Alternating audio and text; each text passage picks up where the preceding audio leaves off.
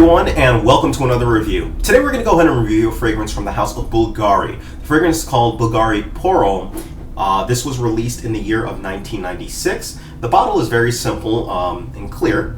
It's just a straight clear bottle. It's got this interesting design. There really isn't much there isn't much to write home about on this particular bottle. It's fairly straightforward.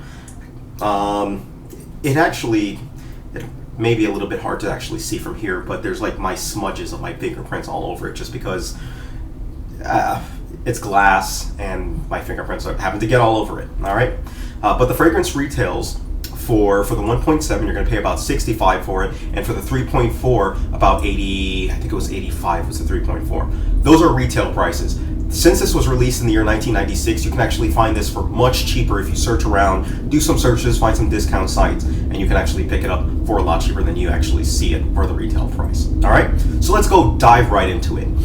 Let's start with our notes. For our notes, at our top, we have aldehydes, lavender, mandarin orange, tea, nutmeg flower, bergamot, and orange blossom. For our mid, we have cyclamen, coriander, iris, pepper, gaiac wood, Brazilian rosewood, geranium, and cardamom.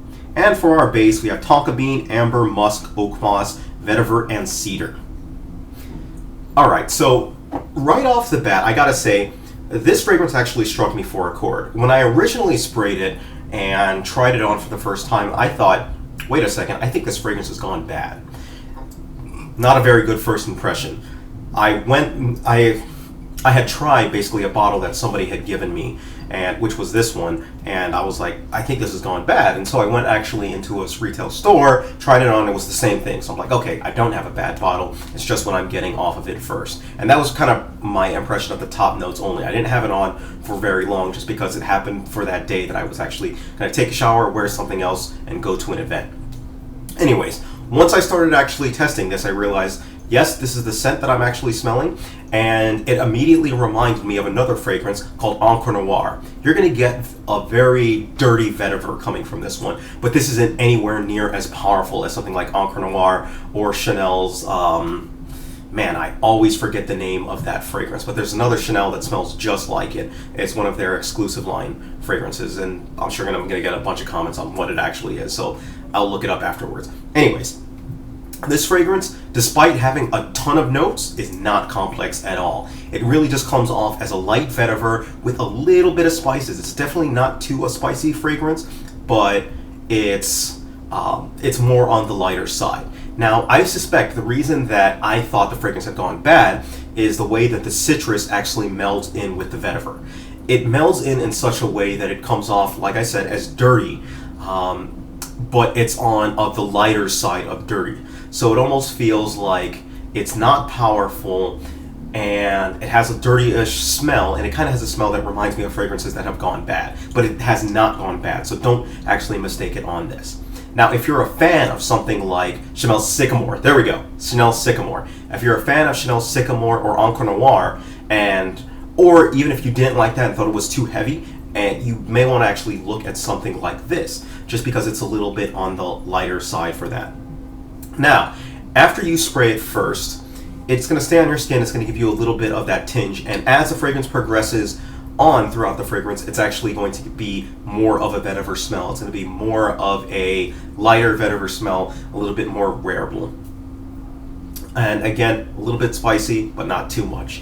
I personally go about 5-6 sprays for this fragrance, just because it's so much on the lighter side that you really can't overspray it. This is another one that you really can't overspray, because even though it's going to be projecting just a little, it's going to come back to you, which, speaking of the projection, it's below average projection as well as below average sillage, and it only lasts about 4 hours on my skin, which in my case is perfectly fine because I don't really like the scent at all for that. There are a lot of vetiver scents that I do like. I like Guerlain's vetiver, it's one of my favorite scents. I like Roja Dove's vetiver extrait. I love Tom Ford's Grey Vetiver.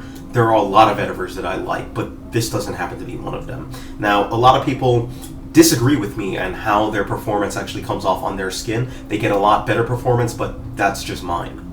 Now, the occasion-wise that I would suggest that you wear this, I would suggest that you wear this either to the gym. I would suggest you wear this to a casual situation and possibly work, just because of the fact that it's not a projection powerhouse. So people are going to smell you, and if they enjoy that vetiver scent, I personally wouldn't take the chance, just because I had a bad experience with Chanel's Encre Noire that some of you may or may not know. Basically, people got up and walked away just because I suspect the smell of me. I hope it was the smell of me and not something else. But, well, what am I saying? Whatever, you get what I mean.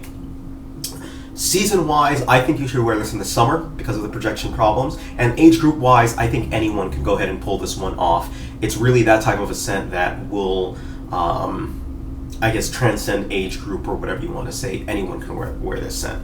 Even if you're a female, that too. Compliment-wise, I never got a single compliment for this fragrance. Not a single one.